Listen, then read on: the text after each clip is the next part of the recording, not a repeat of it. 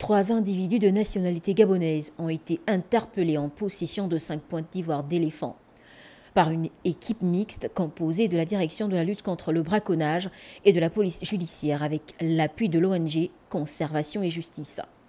L'enquête a révélé que l'un des éléphants dépossédés de ses défenses avait été capturé à l'aide de pièges spécialement conçus, une méthode qui témoigne d'un savoir-faire de plus en plus structuré dans les milieux de braconnage. Autre fait préoccupant, les ivoires saisis auraient traversé plusieurs provinces sans être détectés, pointant ainsi une faille dans le dispositif de contrôle contre ce trafic aux ramifications bien établies. Selon les premières informations, 2 d'entre eux sont des travailleurs du secteur agricole et halieutique, tandis que le 3e se faisait passer pour un agent des eaux et forêts ou du parc national de Luango.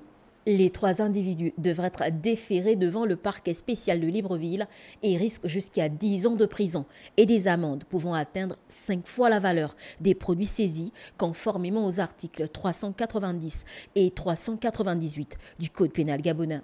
À la suite de cette arrestation, l'ONG Conservation et Justice appelle de nouveau les autorités à renforcer les mesures de contrôle et à mener des enquêtes plus approfondies pour contrer les méthodes des trafiquants.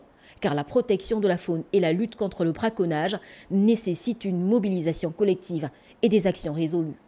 La criminalité environnementale connaît une croissance particulièrement notable en Afrique.